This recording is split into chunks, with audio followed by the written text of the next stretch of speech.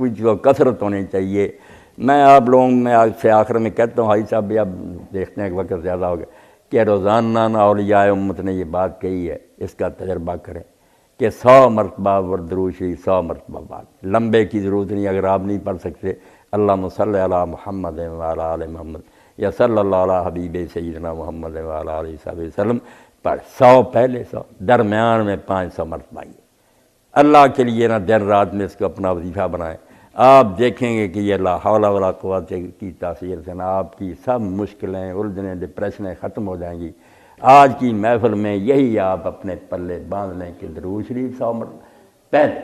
100 بار، درمیان میں 500 بار لا حول ولا قوت، یہ اپنے ذکروں میں شامل کریں۔ 24 گھنٹے چھٹی آپ، کوئی وضو کی ضرورت نہیں، کوئی حیض وضو ٹھیک ہے ورنہ پڑھتے پھریں۔ ایک تو یہ پابندیاں جو لگا دیتے نا کہ بیٹھ کر کی جگہ پڑھنا چاہیے، باوضو پڑھنا چاہیے، اس سے بھی لوگ ذکر سے رہ گئے۔ ہر وقت آدمی باوضو نہیں ہوتا، ایسا نہیں کرنا چاہیے۔ جہاں وضو لازم تھا نماز کے لیے یا طواف کے لیے بتا دیا، باقی آپ کیوں تنگ کرتے ہیں؟ اگر باوضو ہے تو بسم اللہ، اگر نہیں بھی پڑھنے دیں۔ اب درود شریف کے بارے میں بھی ہر کوئی جانتا، اللہ کے رسول کے بارے میں جب ہم نے کہا کہ اللہ اپنی رحمتوں کی بارش برسا حضور پر، تو حق تو حضور کا تھا کہ آپ تھینک یو کہتے، شکریہ یا کوئی جواب بھی دیتے، مگر اللہ تعالیٰ نے یہ بھی نہیں برداشت کیا کہ میرے پیغمبر کا احسان پیغمبر خود اتارے، اپنے ذمہ لے لیا کہ من صلی اللہ علیہ واحدۃ صلی اللہ علیہ، تم میرے نبی پر ایک مرتبہ درود پڑھو گے، میں 10 رحمتیں کروں گا اور 10 گناہ معاف کروں گا، 10 درجے بلند۔ اپنا سمجھا کہ احسان تو تم نے میرے پر کیا کہ میرے محبوب کو یاد کیا۔ تو درود شریف لا حول ولا قوت الا باللہ یہ چھوٹا سا عمل آپ کر لیں، باقی اگر نہیں بھی ہو سکتے یہ ضرور کریں، بہنیں بھی کریں، انشاءاللہ کوئی الجھن نہیں رہے گی، اللہ خود سارے کام جو ہے نا کرے گا۔ جی کر لے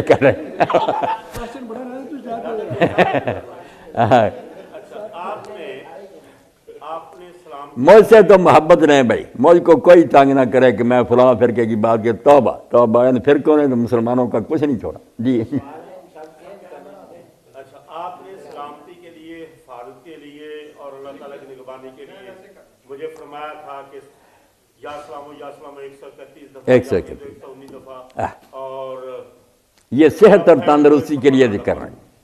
اب یہ 131 دفعہ یا 200 دفعہ کیوں نہیں تھی، یہ 119 دفعہ 115 دفعہ کیوں؟ یہ کیوں جو ہے نا، اس کا ڈاکٹر صاحب ہم کوئی جواب نہیں دے سکتے۔ ایسے جیسے آپ طبیب سے ڈاکٹر سے جھگڑا کریں کہ یہ اتنی رتی کیوں اس میں ڈالتے ہو، نسخے میں اتنے ماشے کیوں ڈالتے ہو، یہ تجربات پر مبنی، جیسے وہ طب تجربات پر مبنی ہے، یہ بھی نیک لوگوں کے تجربات ہیں۔ ان اعداد میں خاص اثر ہے جو کمی بیشی سے، ایسے ہی ہے کہ ایک نسخے میں لکھا تو رتی تھا، آپ نے پاؤ ڈال دیا، اب وہ نسخہ وہ نہیں رہا، بالکل تباہ ہو جائے گا۔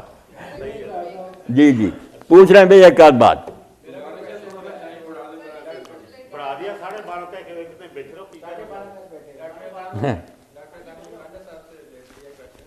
یہ حاجی صاحب ہیں بچوں کا شوق اور ساتھیوں کا، میں دیکھ کر خوش ہوں، اسی لیے آپ حضرات جب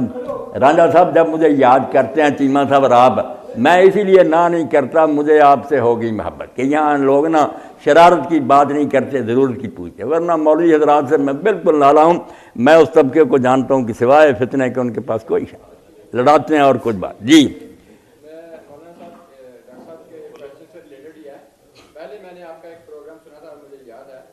آپ نے کہا تھا کہ 100 مرتبہ سے زیادہ کسی حدیث میں کوئی ذکر نہیں آیا، میں نے خود سنا ہے آپ کی بات، اور آج آپ خود ہی کہہ رہے ہیں کہ 500 مرتبہ آپ پڑھ سکتے ہیں لا حول ولا قوت الا باللہ۔ میں نے خود یہ سنا ہوا ہے، اسی محفل میں بیٹھے ہوئے آپ نے کہا تھا، کسی نے پوچھا تھا کہ ذکر، یہ فرقہ ایک نکلا ذکر کرتے ہیں، گنتے ہیں 100 دفعہ 1000 مرتبہ، اور آپ نے کہا تھا کہ 100 سے زیادہ کبھی نہیں کو پڑھتے اور کوئی آیا نہیں، 33 مرتبہ سبحان اللہ ہے، 33 مرتبہ الحمدللہ ہے، اور 34 مرتبہ اللہ۔ سوال میں نے سن لیا، بالکل آپ کی ٹھیک، وہ بات میں نے کہی تھی، اب بھی کہتا ہوں،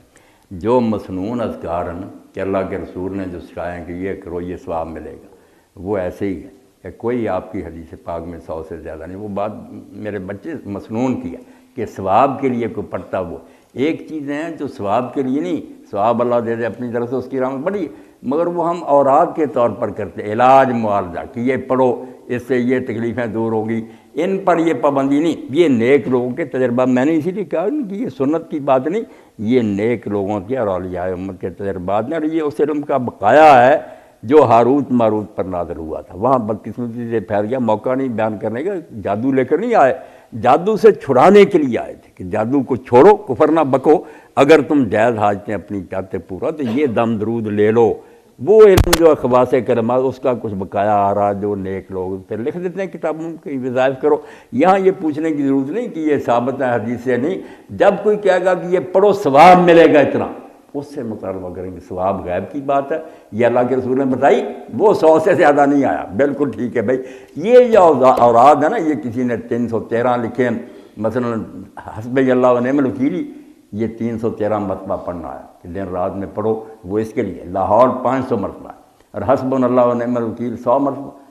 اور ایک بات اب ہو ہی گئی تو بتا دیں، میں نے فتاوی آن لائن پر، بچیاں بھی سن رہی ہیں آپ سارے، یہ جو ہے نا سورہ طلاق، اس میں ٹکڑا ہے، ایک آیت کا آخری ٹکڑا، دوسری پوری ہے، وَمَن يَتَّقِ اللَّهَ يَجْعَل لَّهُ مَخْرَجًا وَيَرْزُقْهُ مِنْ حَيْثُ لَا يَحْتَسِبُ وَمَن يَتَوَكَّلْ عَلَى اللَّهِ فَهُوَ حَسْبُهُ ان اللہ بالغ امرہ قد جعل اللہ لکل شیء قدرا۔ مانا ہی پڑا کہ اللہ پر جو بھروسہ کرے کام سوارے۔ یہ آپ 113 بار اگر پڑھیں نا، 100 مرتبہ، اور صبح شام ایک ہی دن مرتبہ 100، اور 3 مرتبہ پہلے درود شریف، 3 مرتبہ بعد، بالکل نیک لوگوں کی آزمائی بات ہے کہ ابھی ایک پیسہ بھی نہیں پلے، اور لوگوں نے کہا اب کیا بنے گا، ادھر سے آ گیا ادھر سے آ گیا، اللہ مشکلیں حل کرے گا، یجعل لہ مخرج، نکال دے گا اس مصیبت سے۔ 100 مرتبہ اس ٹکڑے کو پڑھنا، 3 بار درود شریف پہلے۔ تو یہ اوراد کے بارے میں وہ پابندی نہیں، وہ حدیث پاک کی بات بالکل ٹھیک ہے، اب بھی وہی ہے کہ مسنون ذکر جو ہے وہ 100 سے زیادہ نہیں آئے۔ سوال بیٹی کا لے لیجیے جی آیت کریمہ کے بارے میں یا کسی بھی وظیفے کے بارے میں، مطلب جو میری نالج کے مطابق ہے، کہتے ہیں کہ مخصوص تعداد جو ہے یہ کسی مخصوص ٹائمات میں پڑھنی ہے، جیسے ابھی آپ نے جی قوت کا بتایا ہے، یا آیت کریمہ کے بارے میں ہے، تو کسی بزرگ کی اجازت سے ہی اس کو اس طرح سے پڑھنا چاہیے، خود سے مطلب کوئی ایک ٹائم مخصوص کر کے، ایک تعداد مخصوص کر کے نہیں پڑھنی چاہیے، مطلب کہیں لکھا پڑھا ہے آپ نے نہیں سنا ہے، اس طرح سے نہیں پڑھنا چاہیے کہ یہ ٹھیک ہے؟ میری بچی نے جو پوچھا نا کہ ان اذکار کے بارے میں لوگ کہتے ہیں کسی سے اجازت لینی چاہیے، ویسے نہیں پڑھنا چاہیے، نقصان ہونے کا خدشہ، نہیں ایسی کوئی بات نہیں۔ جو لوگوں نے کاروبار شروع کر رہے ہیں، دکانیں، وہ ایسی باتیں کرتے ہیں، ورنہ نیک لوگ جو ایسی چیزیں لکھ گئے ہیں نا، کتابیں الگ کہ ان میں انہوں نے یہ اوراد لکھے ہیں، تعویذات لکھے ہیں، وہ اسی لیے لکھے ہیں کہ ہر بچی کو، بچے کو، مرد عورت کو اجازت ہے ان کی طرف سے اذن عام۔ آپ نواب سید صدیق حسن رحمۃ اللہ علیہ کی کتاب اگر لے لیں، الدواء والدواء، بیماری اور اس کا علاج، اس میں انہوں نے یہی عملیات ہی لکھے ہیں قرآن و حدیث کے مطابق۔ نیک لوگ آپ دیکھیں ہر ضرورت کی شے اس میں ہوگی، اور انہوں نے لکھ دیا کہ میں نے اس لیے کہ لوگ مشرکوں کے پاس نہ جائیں، بیتوں کے بس جائز حاجتیں لوگوں کی پوری ہوں۔ بہت پیاری کتاب ہے الدواء والدواء، یا دوسرا نام وہاں لکھا ہوتا ہے کتاب التعویذات۔ تو اذن عام ہے بیٹا، سب کو چھٹی ہے، آپ کریں، اللہ سننے والا۔ سوال ہے کہ مسلم شریف کی کتاب العلم میں یہ حدیث کہ ہلاک متنطعون، کہ ہلاک ہو گئے بال کی کھال اتارنے والے، ایک تو یہ ہے کہ صحیح مسلم میں امام مسلم اس کو کتاب علم میں کیوں لائے ہیں، دوسرا یہ کہ کیا اس کا ترجمہ یہ صحیح ہے؟ بالکل صحیح، تعمق عمق سے یہ نا ڈاکٹر صاحب، گہرائی باریکی، بال کی کھال اتارنا، بات کو بڑھاتے چلے جانا، تو علم میں لانا تھا۔ علم والوں کو ہی بیماری ہوتی ہے تعمق کی، الفاظ بہت مشکل استعمال کرنے۔ اب بجائے بلاغ کے کہ آپ لوگ کچھ سمجھیں،